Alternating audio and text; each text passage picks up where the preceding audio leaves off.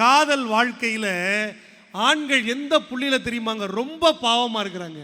எல்லாத்தையும் பார்த்து பார்த்து செஞ்சு கடைசியில இது திருமணத்துல தான் போய் முடியும் அப்படிங்கிற ஒரு நிலையில எதிர்பார்ப்புல இருக்கிற போது, இத்தனை ஆண்டு காலமா என்னை பார்த்து பார்த்து வளர்த்த எங்க அப்பா அம்மாவுக்கு துரோகம் பண்ண மாட்டேன்னு சொல்லி ஒரு நொடியில் அப்படி மாறி போயிடுவாங்க.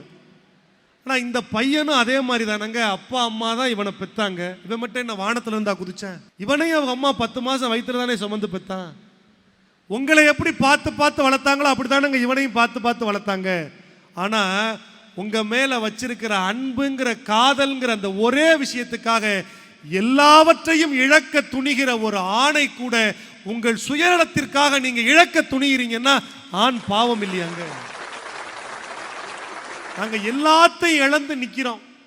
படிப்பை இழக்கிறோம், வாழ்க்கையை இழக்கிறோம், குடும்பத்தை இழக்கிறோம், வசந்தத்தை இழக்கிறோம். எதுக்கு? உங்களை இழந்துடக்கூடாதுங்கிறதுக்காக. இது உங்களுக்கு புரிய மாட்டேங்குது.